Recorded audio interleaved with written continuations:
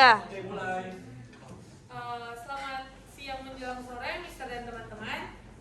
Di sore kali ini kami akan menjelaskan mengenai gempa bumi. Tetapi sebelum itu kami akan memperkenalkan diri terlebih dahulu. Halo, perkenalkan nama saya Karistia Langela dari kelas 10B. Saya bermain piano dan juga gitar. Minuman kesukaan saya adalah matcha. Halo, nama saya Mencia Damopolihi, saya dari kelas 10B. Nah, hobi saya bermain basket dan minuman kesukaan saya yaitu Ultra Milk Full Cream dan karamel. Hola, saya Tasya. Saya dari kelas 10A dan hobi saya saat ini adalah dance dan saya menyukai musik.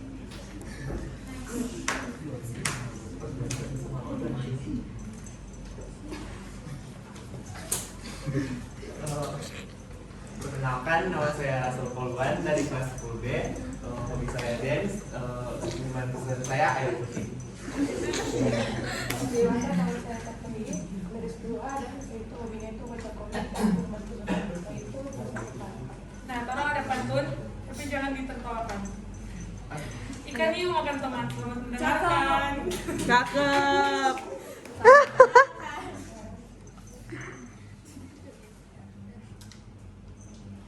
Sekarang kita akan masuk di mengilir lapisan transfer. Apa itu lapisan transfer? Nah, jadi lapisan diffuser itu diketahui sebagai lapisan paling luar dan tipis. Nah, yang berikut lapisan litosfer itu dikenal sebagai kerak bumi dan lapisan batuan. Yang ketiga, lapisan litosfer juga memiliki susunan mineral dan memiliki macam-macam jenis batuan.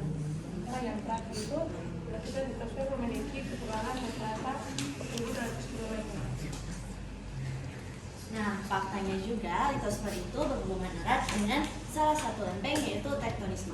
Nah, oleh sebab itu di dalam suatu lapisan litosfer atau suatu proses di dalam lapisan litosfer itu akan menghasilkan suatu lempeng-lempeng tektonik. Nah, kita akan mengetahui seperti apa sih itu lempeng tektonik.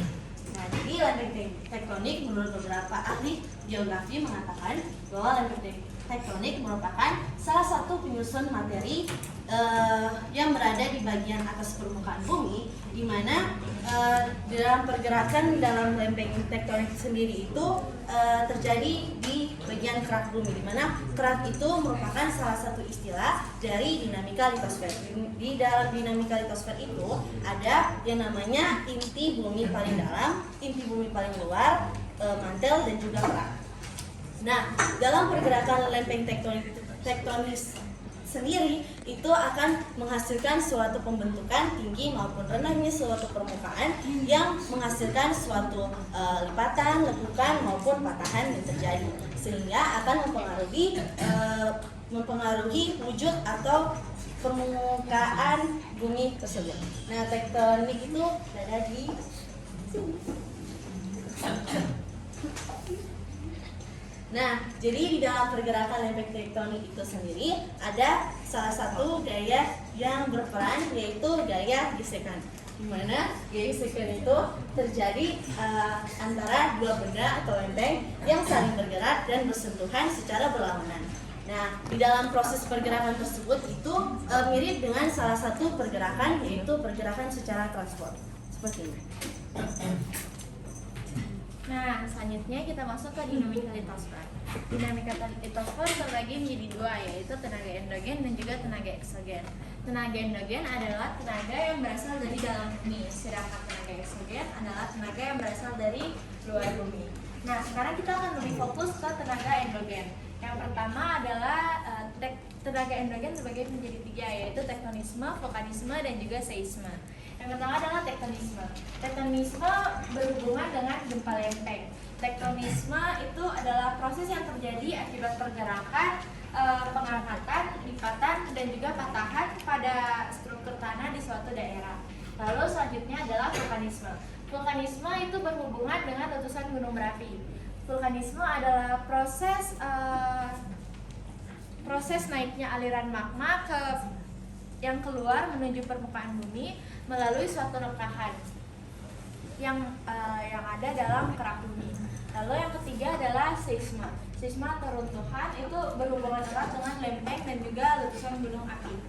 Seisme adalah getaran yang terjadi karena adanya tumpukan energi yang membuat lempeng samudra dan juga yang membuat lempeng benua dan juga lempeng samudra bergetar.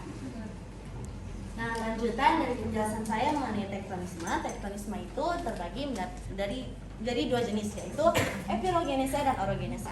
Epirogenesa itu merupakan salah satu pergerakan permukaan bumi yang terjadi secara naik turun, di mana proses tersebut itu terjadi karena adanya gaya endogen atau gaya yang terjadi di dalam bumi, dan itu menghasilkan suatu pergerakan lipatan maupun patahan yang terjadi dalam wilayah lingkup yang lebih luas dan waktu yang lebih lama.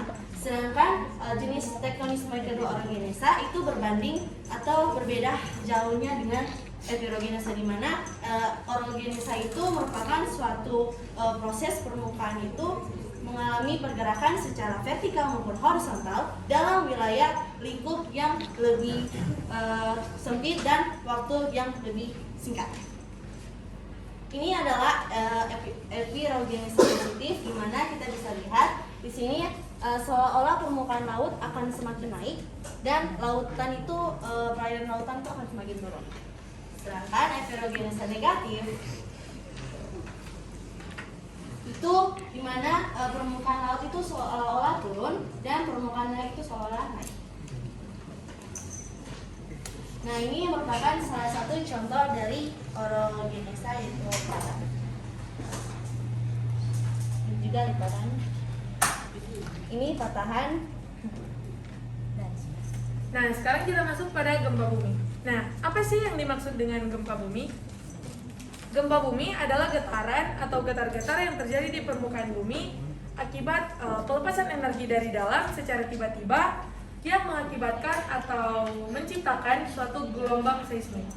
Nah, gempa bumi ini sendiri berhubungan dengan gaya gesek. Gaya gesek adalah gaya sentuh antara dua permukaan yang bergerak saling berlawanan arah. Nah, lempeng tektonik muncul karena adanya proses pergerakan tersebut. Nah, selanjutnya adalah seismograf. Seismograf adalah alat yang digunakan untuk mengukur gempa bumi. Seismograf, seismometer, dan seismogram walaupun itu terdengar sama, tapi memiliki fungsi yang berbeda. Seismograf adalah keseluruhan alat yang digunakan untuk mengukur gempa bumi. Seismograf itu alat atau sensor yang digunakan untuk mendeteksi gempa bumi atau getaran yang ada pada permukaan bumi. Lalu selanjutnya adalah seismometer. Seismometer adalah salah satu bagian yang ada pada seismograf yang digunakan untuk mengukur dan mengetahui jika bumi sudah bergetar. Lalu yang terakhir adalah seismogram. Seismogram adalah salah satu bagian alat yang digunakan untuk merekam tanah yang bergetar dari daerah atau lokasi yang berbeda. Untuk cara penggunaan cara kerja alat ini adalah seismogram akan merekam saat gempa dan mengirim amplifier agar menjadi data. Lalu seismometer akan tetap diam walaupun tanah sudah bergetar. Lalu akan merekam dan menuliskan hasil dari data yang sudah direkam. Lalu seismogram akan menghasilkan garis-garis yang dibaca dari kiri atau kanan. Jadi semakin lebar atau semakin tinggi garis yang dihasilkan, maka akan semakin besar juga frekuensi dari gempa tersebut. Ini adalah alat keseluruhan dari seismogram. Lalu ini adalah gambar dari seismometer, dan ini adalah gambar dari seismograf.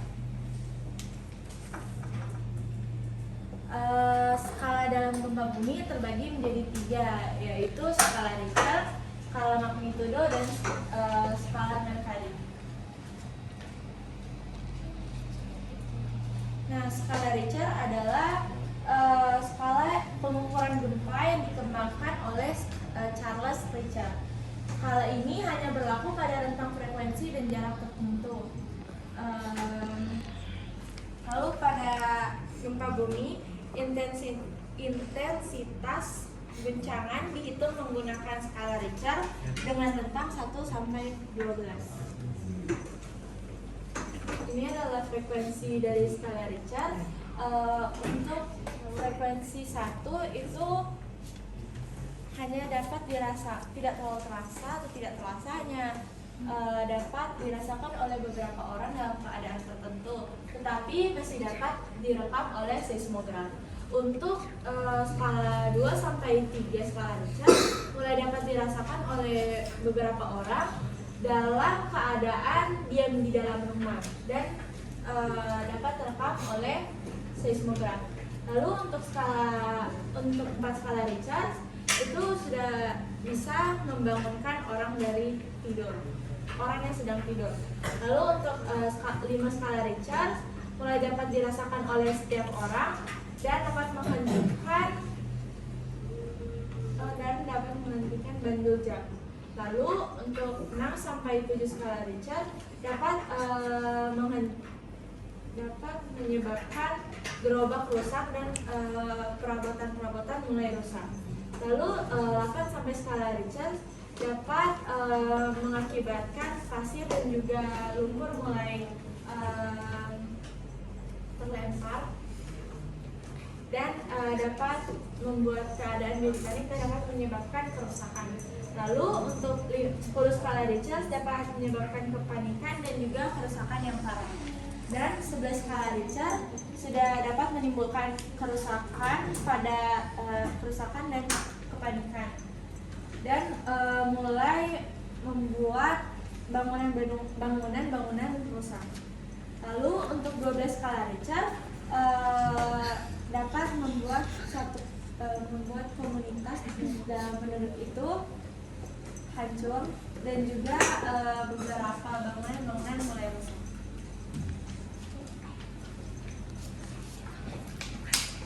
Ini adalah contoh kerusakan yang diakibatkan oleh gempa dengan kekuatan 6,5 skala Richter dari sumber www.ampler.com.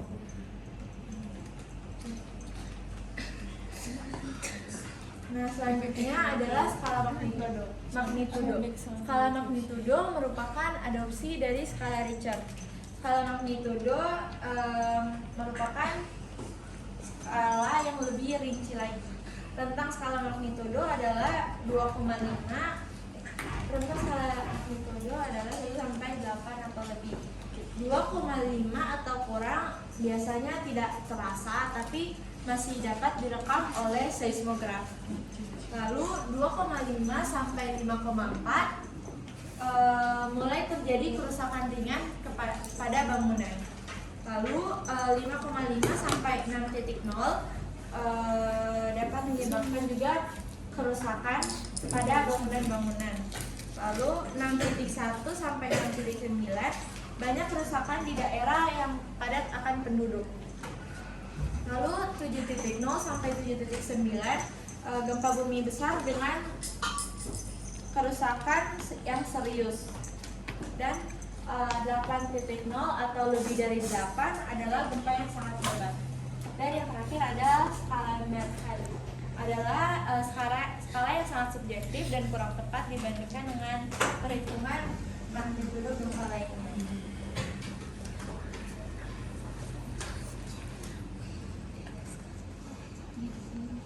Skala Mercalli adalah satuan skala Mercalli setelah dikonversikan dari skala Richter.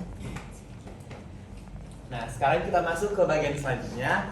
Sebenarnya apa sih gelombang seismik itu? Nah, jadi gelombang seismik ini merupakan gelombang yang merambat ke dalam bumi begitu karena patahan atau retakan yang diakibatkan oleh gempa bumi. Nah, gelombang seismik ini terbagi menjadi 2 jenis, yaitu body wave dan surface wave begitu.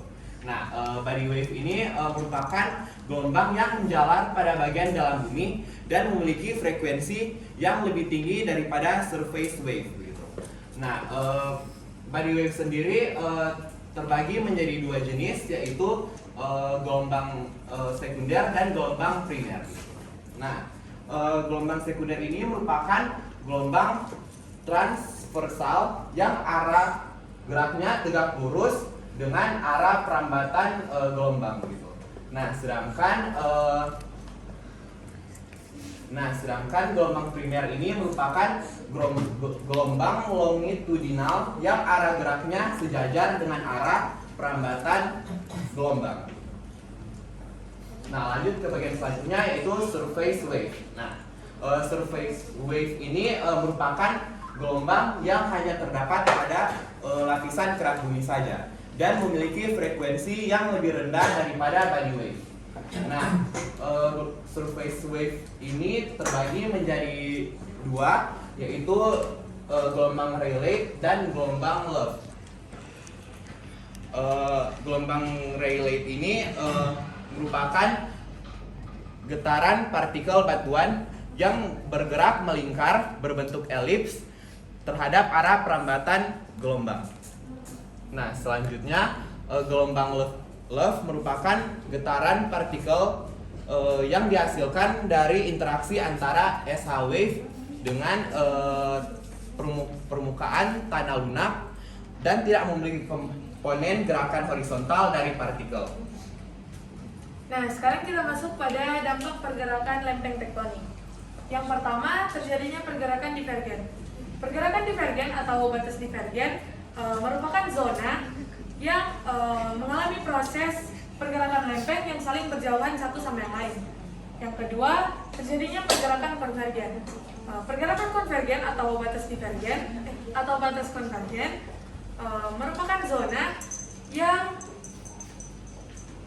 merupakan suatu zona penghancuran atau pengkonsumsian yang mengalami proses pergerakan lempeng yang saling mendekati satu sama yang lain dan bertemu hingga menghasilkan suatu tumbukan. Yang ketiga, terjadinya pergerakan transform. Pergerakan transform atau gerak sesar adalah gerak lempeng tektonik yang saling bergeserkan dengan arah yang saling berlawanan.